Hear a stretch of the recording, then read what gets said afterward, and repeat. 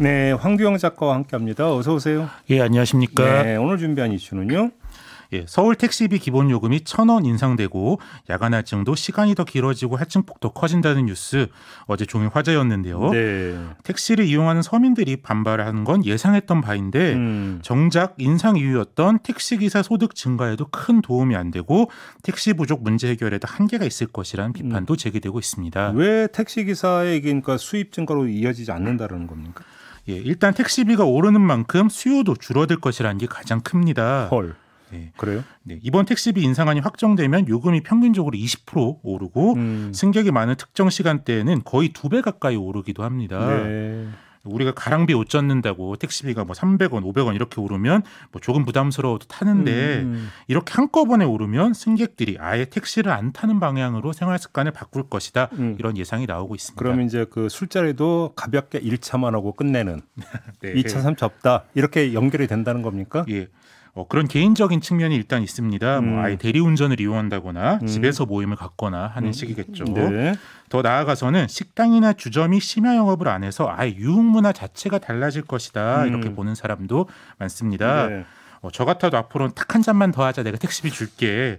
이렇게 호기롭게 좀 지르기는 어려울 것 같은데요. 평소에는 지르셨구나. 제가 약간 뭐 질렀는데 아침 네. 방송하느라 좀 못 지르고 있는데요. 예. 제 입이는 뭐 저랑 술 먹다가 막차 시간 가까워지면은 뭐 자연스럽게 집에 보낸다. 아니면 택시비 줄 테니까 한 잔 더 하자. 어떠실 것 같습니까? 술을 안 먹을 거예요.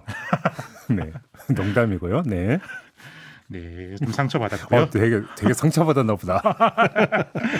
네, 아무튼요.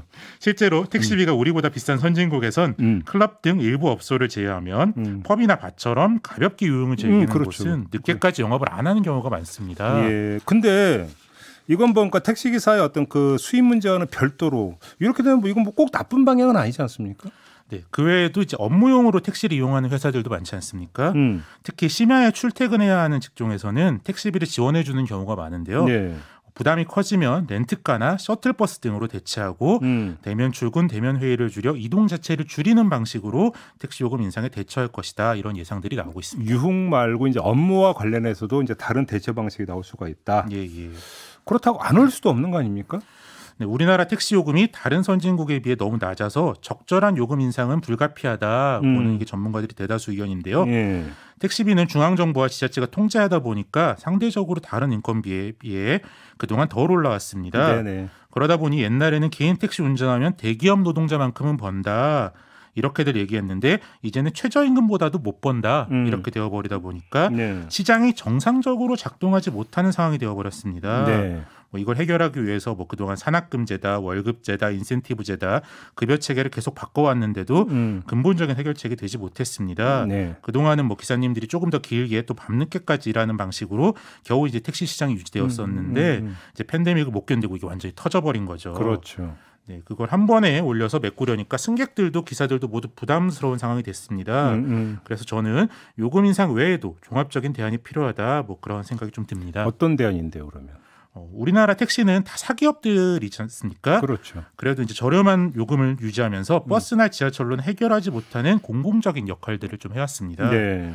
서민들이 긴급하게 어딜 가야 할 때, 또 노인, 환자, 장애인, 임산부 같은 교통 약자들이 이동할 때, 또 여성들도 밤길이 무서워서 이제 택시를 타는 경우가 많은데요.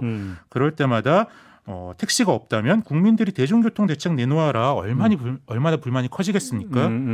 또 이제 또 택시 요금이 싸서 각종 식당, 주점, 회사들 다 발전하는데 기여한 측면이 사실 있는 겁니다. 예. 저는 이런 공공적인 기여를 정부가 좀 더 인정할 필요가 있다 이런 생각이 드는데요. 그래서 뭐 교통 약자들에게 택시 바우처를 제공하거나 심야 운행하는 기사에 보조금을 지급하거나 하는 그렇죠. 좀 다층적인 지원책이 따라와야 하지 않을까 이런 생각이 듭니다. 저희는 이 문제 관심을 여러 번 다뤘는데 이제 그 핵심이 법인 택시라고 하더라고요. 예, 개인 택시 그렇습니다. 같은 경우는 이제 연로하신 기사분들이 많아서 이제 많이 안 나오고 법인 택시에서 이제 심야 운행을 좀 많이 해야 되는데 기사가 부족해서 이제 택시가 그냥 창고에 그냥 서 있는 경우가 되게 많고. 따라서 이제 기사를 어떻게 유인할 것인가 중요한 부분인데 지금의 기사의 급여 체계 가지고는 유인이 안 된다. 예, 그렇습니다. 이런 얘기가 좀 일반적인 거잖아요. 근데 지금 말씀하신 대로 예를 들어서 요번에 뭐 택시비가 오른다 하더라도 그 오른 만큼이 기사한테 돌아가느냐 안 돌아가느냐 이게 좀 핵심 문제인 것 같은데 요걸 좀 분명히 할 필요가 있는 것 같고 그런 점에서 지금 황두영 작가가 얘기한 것처럼 심야 운행 시 기사에게 보조금을 준다든지 이런 것들은 직접적인 것이니까. 예, 그렇죠. 뭐 택시 법인이 어떻게 여기서 뭘 할 수 있는 여지는 없는 거잖아요. 이런 좀 더 구체적이고 직접적인 방안이 좀 강구가 돼야 되지 않느냐. 만약에 그 요금 인상이 불가피하다면 예, 그렇습니다. 이런 좀 그 생각이 좀 드는 바가 있는 거고요. 이근재님은 벌써부터 대리비가 더 싼 것도 있더라고요. 뭐 이렇게 좀 지적해 주시는 댓글도 달렸는데 이러면 또 대리비도 올라갈 가능성이 높다. 이렇게 예, 아무래도 따라서 올릴 가능성이 크겠죠. 알겠습니다. 자, 마무리하겠습니다. 황두영 작가 수고하셨습니다. 예, 감사합니다.